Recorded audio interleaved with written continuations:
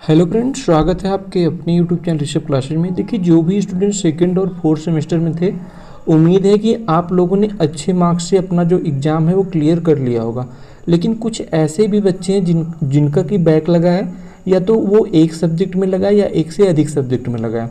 तो मैं उस चीज़ों पे बात करने वाला हूँ, क्योंकि बहुत सारे बच्चों का ऐसा प्रश्न आ रहा था कि सर मेरा बैक लग गया, अब मैं क्या करूँ, मेरे पास क्या क्या ऑप्शन है, क्या मेरा बैक क्लियर हो सकता है या फिर मुझे नेक्स्ट सेमेस्टर की तैयारी करनी चाहिए। तो मैं आपको सारी डाउट जो है ना आपके इस वीडियो में क्लियर करने वाला हूँ। बस आपको क्या करना है, वीडियो को मिस नहीं करना और अपने दोस्तों के साथ अगर अच्छी लगती है तो शेयर भी करना है, ठीक है।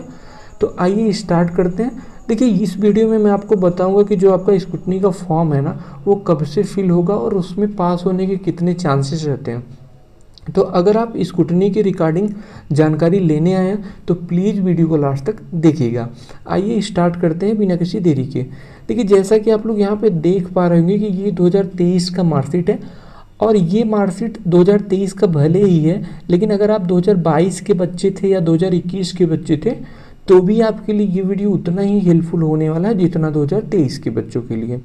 तो मैं बात करता हूँ, देखो, जो कुछ बच्चे ऐसे हैं जिनका 2 या 2 से अधिक सब्जेक्ट में बैक लगा है। तो भाई, अगर आपका 2 से अधिक सब्जेक्ट में बैक लगा है, मान के चलो अगर आपका 3 सब्जेक्ट में बैक लगा है, तो आपका सेमेस्टर बैक है। और ये चीज़ें आपको पता भी हो गई होंगी अलग अलग प्लेटफॉर्म के माध्यम से या फिर अलग अलग रिसोर्सेज से। अगर आपका सेमेस्टर बैक है तो आपको क्या करना चाहिए, मैं आपको बताता हूँ। देखो, अगर आपका सेमेस्टर बैक है ना भाई, तो सेमेस्टर बैक का मतलब ये होता है कि आपको फिर से उसी सेमेस्टर में पढ़ना होगा। जैसे अगर आप सेकंड सेमेस्टर में हैं, आपका सेमेस्टर बैक लग जाता है, तो आपको फिर सेकंड सेमेस्टर में ही पढ़ना पड़ेगा, ठीक है। अगर आप इससे बचना चाहते हैं तो आपके पास एक ऑप्शन है, वो ऑप्शन ये है कि आप क्या करिए, स्क्रूटनी का फॉर्म भर दीजिए।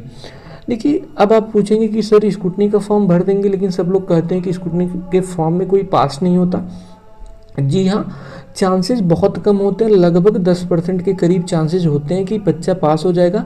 लेकिन क्या पता, आपका 3 सब्जेक्ट में बैक है तो वहाँ पे कुछ भी चीज़ें हो सकती हैं भाई। 10% में आप भी आ सकते हैं, मेरे कहने का मतलब सिर्फ इतना है, ठीक है।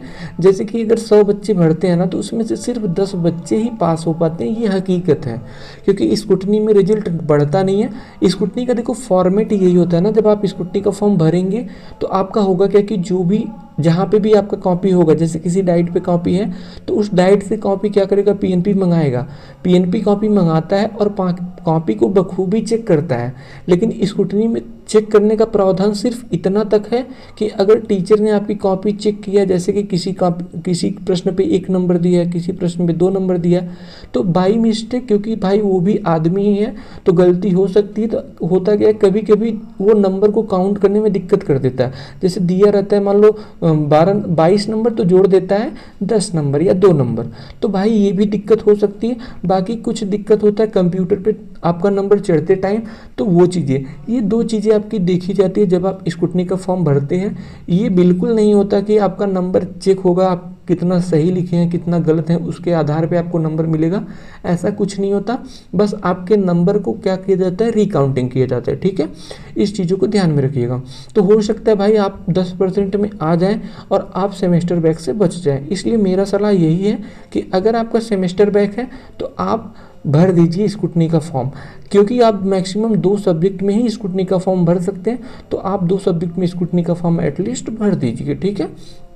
अब आइए बात करते हैं जिन बच्चों का एक सब्जेक्ट में बैक लगा। जैसे कि मैं ये मार्कशीट आपको दिखा रहा हूँ, इस मार्कशीट में आप देख सकते हैं कि इसमें मैथ में जो है 7 नंबर मिला है, जबकि 12 नंबर चाहिए होता है। तो देखिए, जो भी बच्चे एक सब्जेक्ट में बैक हैं, क्योंकि देखिए आप 2023 बैच के हैं तो आपके पास अभी मौका है। जब आप 4th सेमेस्टर का एग्ज़ाम देंगे ना, तो उस टाइम भी आपको सेकंड सेमेस्टर का पेपर देने का मौका मिलेगा। लेकिन अगर आपके पास ऑप्शन है कि आप अपने सब्जेक्ट को क्लियर कर सकते हैं, क्योंकि देखिए लक ही पूरा इसमें डिपेंड है कि आपके लक पे ही सारा चीज़ डिपेंड करता है स्क्रूटनी के फॉर्म में।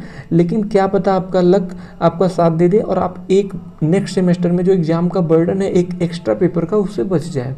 तो मेरा सलाह यही है कि आप भी स्क्रूटनी का फॉर्म भर सकते हैं। और स्क्रूटनी का फॉर्म भरने में सिर्फ 100 रुपये का शुल्क आता है। देखिए, प्राइवेट वाले 10-20 रुपये ज़्यादा ले सकते हैं, वो भाई मैं उसकी बात नहीं कर सकता। लेकिन जो ऑफिशियल शुल्क है वो सिर्फ 10 रुपये है, ठीक है। तो आप फॉर्म भर सकते हैं।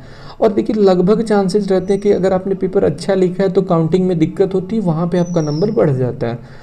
अब बात करता हूँ कि स्क्रूटनी का फॉर्म भरा आएगा कब से। देखिए स्क्रूटनी का जो फॉर्म होता है ना, जैसे कि आपका पेपर अगर मान के चलो कि सॉरी आपका रिजल्ट 10 तारीख को आया तो 9 तारीख को ही अनाउंस हो गया था, लेकिन जो आपको दिखा था वो 10 तारीख को दिखा था। तो मान के चलो अगर 10 को आया तो 10 के कम से कम 10 दिन बाद, 10 से 12 दिन के बाद आपका जो स्क्रूटनी का फॉर्म होता है वो आ जाता है। क्योंकि स्क्रूटनी के फॉर्म भरने का जो मतलब डेट होता है ना, वो लगभग कम मतलब वो 30 दिन के अंदर भरना होता है। जैसे कि आपका रिजल्ट अगर आया 10 तारीख को ना, तो 10 तारीख से लगा के 30 दिन के अंदर आपको स्क्रूटनी का फॉर्म फिल कर देना होता है। तो इसलिए जो स्क्रूटनी का फॉर्म आता है ना, वो 10 दिन मतलब रिजल्ट के 10 दिन बाद आ जाता है। तो ये चीज़ें ध्यान में रखिएगा। मान के चलिए आपका जो स्क्रूटनी का फॉर्म है ना, वो 20 तारीख या 22 तारीख तक आ सकता है। मैं लगभग अनुमानित डेट बता रहा हूँ क्योंकि अभी वैसा कोई डेट आया नहीं है, लेकिन जैसे ही कोई डेट निकल के सामने आता है तो सबसे पहले इन्फॉर्मेशन आपको इसी वीडियो पे दी जाएगी। तो आप वीडियो को अपने दोस्तों के साथ शेयर करना बिल्कुल मत भूलिएगा, ठीक है। बाकी अगर आपका और भी कोई डाउट होता है, कोई भी प्रश्न होता है, और जो भी दिक्कत 22 बैच के बच्चे हैं उनके लिए तो भाई मस्ट है, वो बिल्कुल मत चूकिएगा स्क्रूटनी का फॉर्म भरने से। लेकिन क्या पता भाई किस्मत जग जाए, क्योंकि आपके पास बिल्कुल मौका नहीं है। आपके पास मौका कब मिलेगा, जब ये 23 बैच के बच्चे 4th सेमेस्टर में एग्जाम देंगे। और एग्जाम 4th सेमेस्टर में लगभग मान के चलो अभी से 1 साल हो जाएगा कम से कम दोनों सेमेस्टर का एग्जाम होते। आपको पता है आप झेल के आ रहे हैं सारी चीज़ें, तो कुछ बताने की ज़रूरत नहीं है, इसलिए आप चूकिएगा मत। बाकी अगर आपका कोई भी डाउट होता है तो आप मुझसे पूछ सकते हैं कमेंट बॉक्स के माध्यम से, इंस्टाग्राम के माध्यम से, व्हाट्सएप के माध्यम से। सारा लिंक सारा नंबर मैं आपको अपने डिस्क्रिप्शन बॉक्स में दे दूंगा। तो मिलते हैं नेक्स्ट वीडियो में, तब तक के लिए ta-ta bye bye, take care, thanks for watching.